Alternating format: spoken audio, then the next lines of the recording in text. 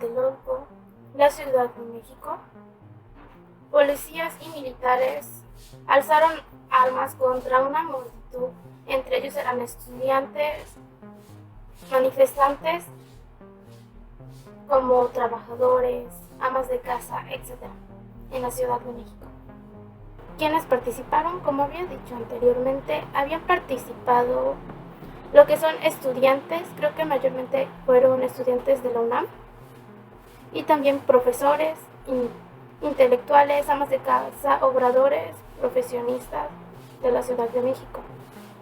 Lo que ocurrió fue una terrible matanza a mano alzada a causa del gobierno en la Plaza de las Tres Culturas. ¿Por qué sucedió?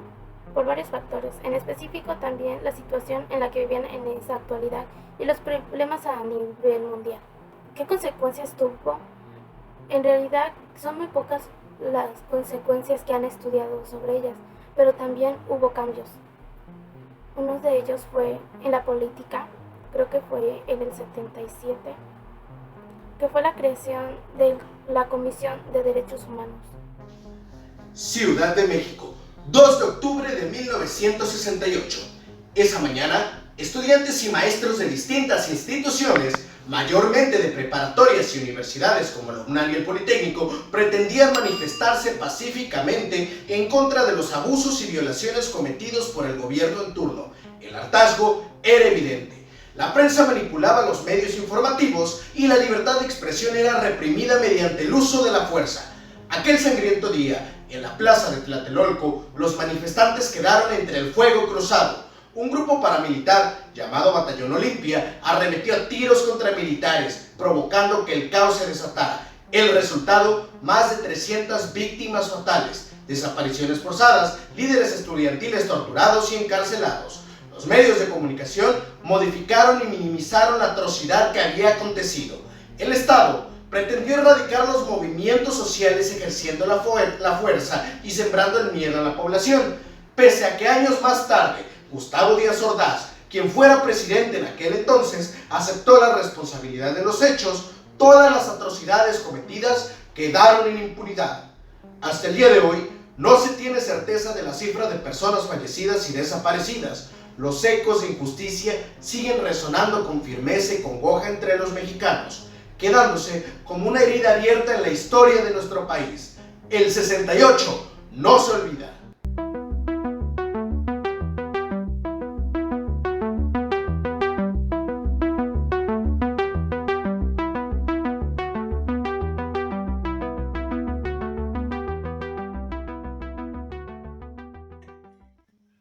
Hola, bienvenidos a un video más en nuestro canal Educación en Conjunto. El día de hoy les vamos a hablar de por qué es tan importante el 2 de octubre y por qué se menciona que nunca se olvida.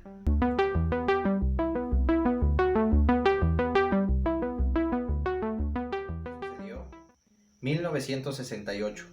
Durante el gobierno del presidente Gustavo Díaz Ordaz, se inicia una serie de manifestaciones y marchas estudiantiles en la Ciudad de México.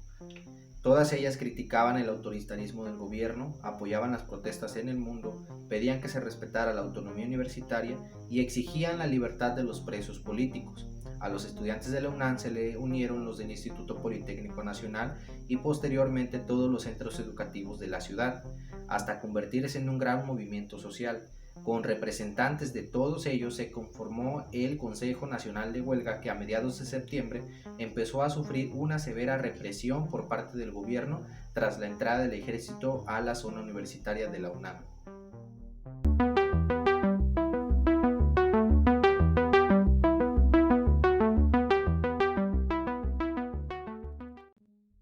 En la Ciudad de México se suscitó una terrible matanza ocurrida en Tlatelolco, en la Plaza de las Tres Culturas, provocando demasiadas pérdidas humanas.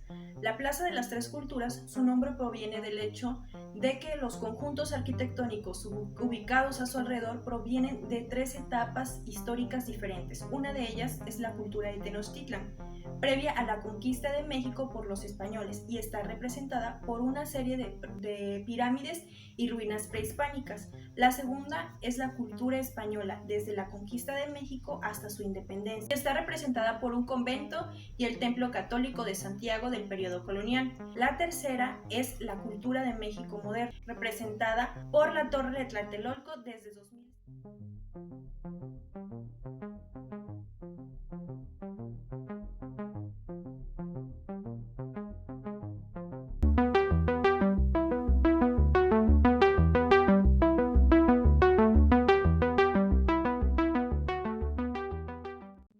Ese día los estudiantes expusieron 6 demandas, las cuales eran consecuencia de eventos violatorios de los derechos humanos por parte de la policía y las Fuerzas Armadas desde el inicio de la protesta estudiantil, particularmente en respuesta a la ocupación militar y policial de planteles escolares, bajo la justificación de que encontraban en la riña entre alumnos de la Vocacional 5 y la Preparatoria Itzal Ochentera, el 23 de julio de 1968.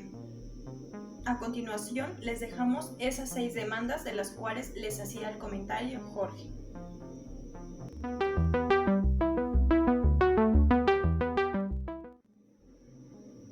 Minutos antes de las 6 de la tarde de ese día, el mitin estaba por finalizar cuando un helicóptero comenzó a sobrevolar por la plaza.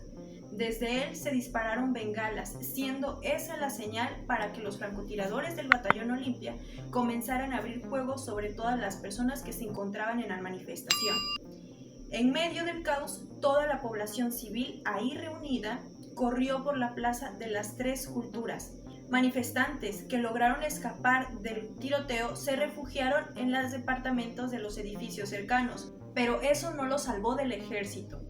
Sin orden judicial, los soldados interrumpieron cada uno de los departamentos para capturar a todos los jóvenes que se habían ocultado en ellos.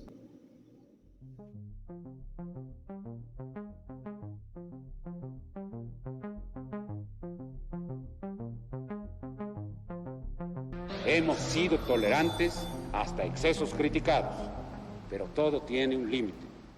Integrantes de la manifestación fueron miembros de escuelas en huelga, especialmente estudiantes de la UNAM, el Instituto Politécnico Nacional, el Colegio de México, la Universidad Iberoamericana, entre otras instituciones educativas. Asimismo, a la manifestación se unieron profesores, obreros y amas de casa.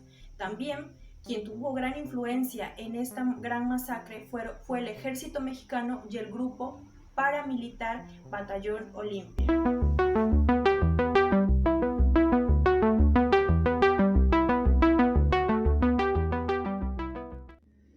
Los intentos por someter al Consejo Nacional de Huelga derivaron en la sangrienta represión al movimiento de protesta que por meses habían resistido y cuestionado las políticas y medidas sociales y económicas del Estado, reclamando democracia.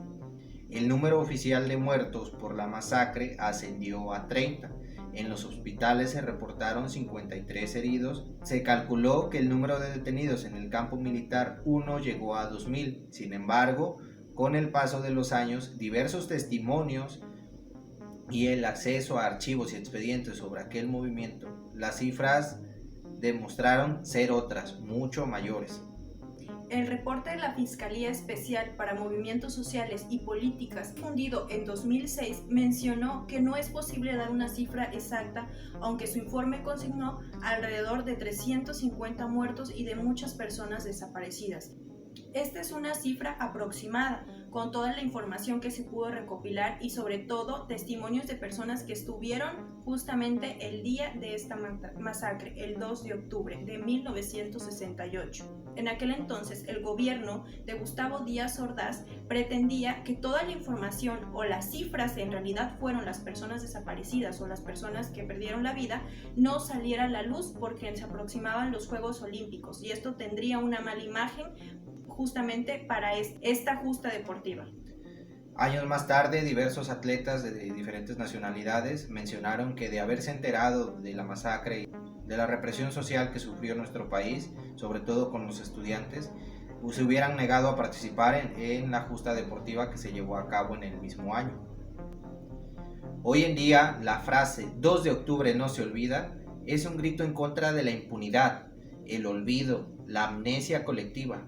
Así, lejos de perder vigencia al repetirse año tras año, se ha convertido en un gran símbolo de impacto ejemplar que tuvo México en el movimiento estudiantil de 1968. ¿Y tú seguirás olvidando el 2 de octubre?